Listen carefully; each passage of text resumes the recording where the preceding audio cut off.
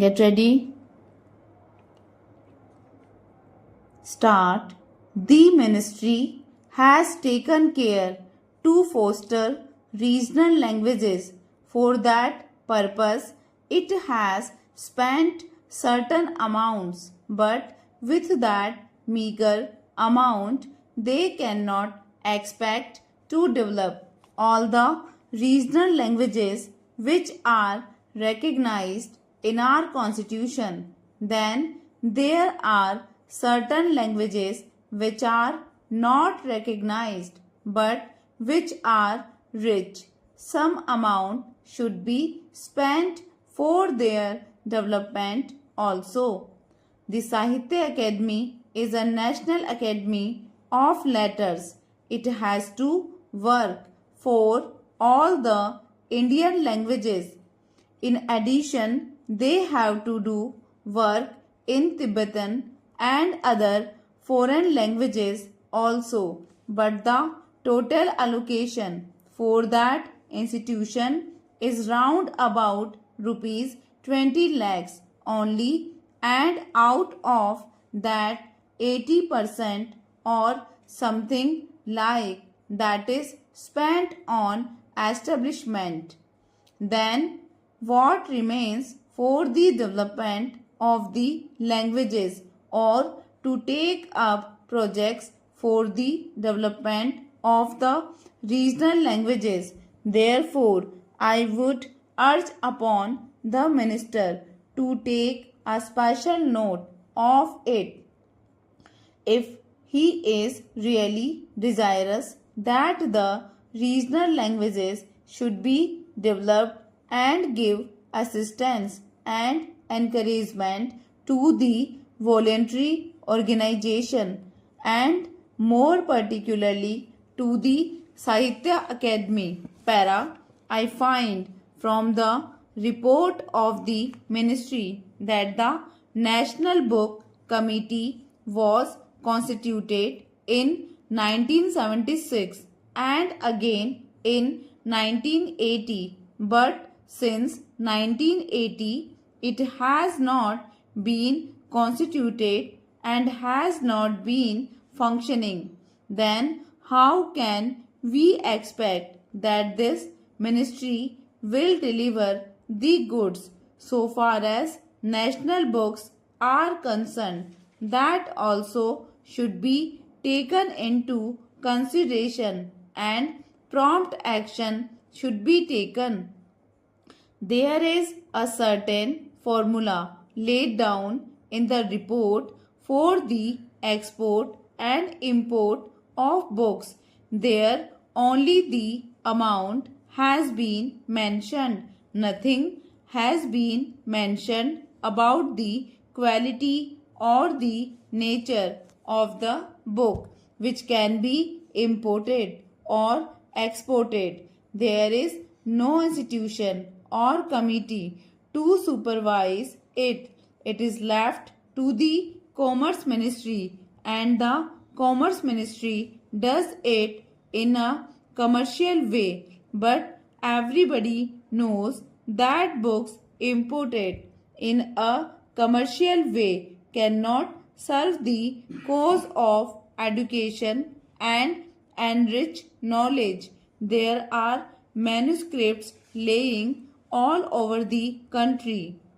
There is a saying in respect of Greek that what has been published in a language is only 1/10 of what exists so far as Sanskrit and other regional languages are concerned.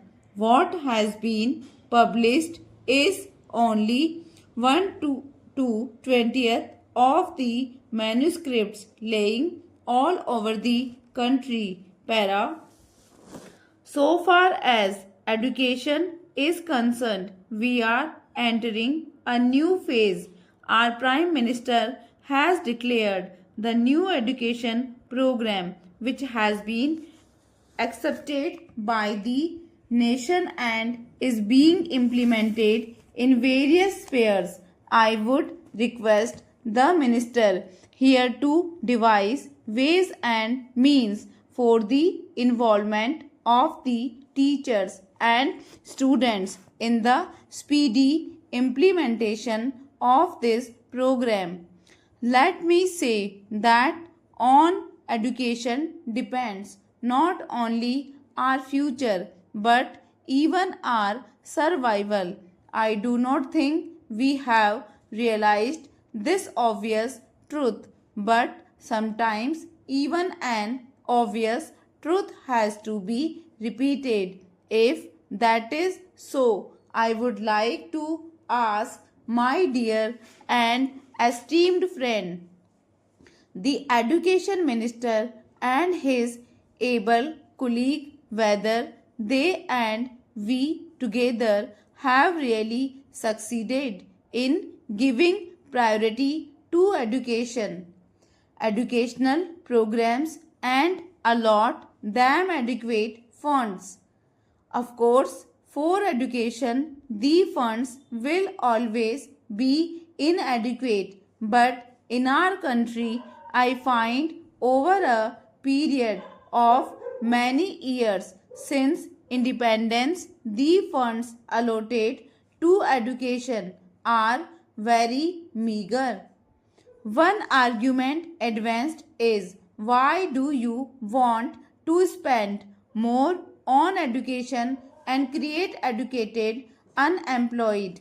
I feel this is a contradiction in terms. If a person is educated, how can he be unemployed? It means we are not educating him properly. A truly educated man will always be employed, if nothing else.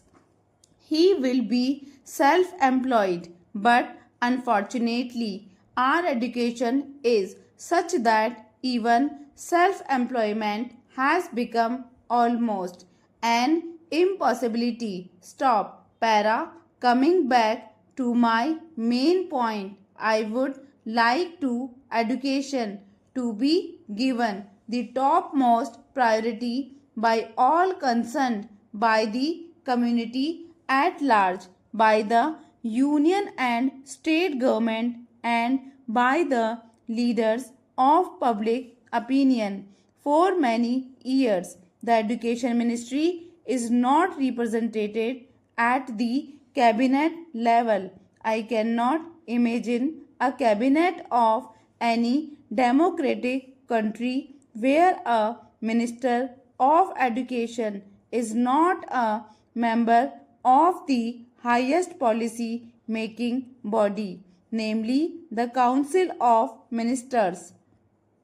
If you want to spend money in other spheres, but if you do not consult and involve the education ministers who is really to give you the manpower, you cannot get the desired results. You may have all economic programs, you may have all other developmental projects, but if you do not have the educated man to manage the various projects, you are not going to have real progress or development in the country. Therefore, I feel that as long as the education minister is not a member of the cabinet and he is not a part of the Council of Ministers,